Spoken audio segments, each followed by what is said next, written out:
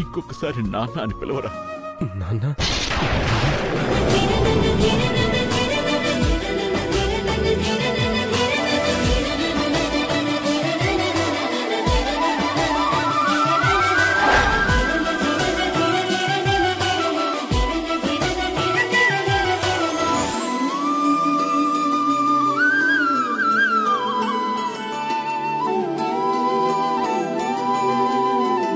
చాలరా, ఈ పిలుపు చాలు.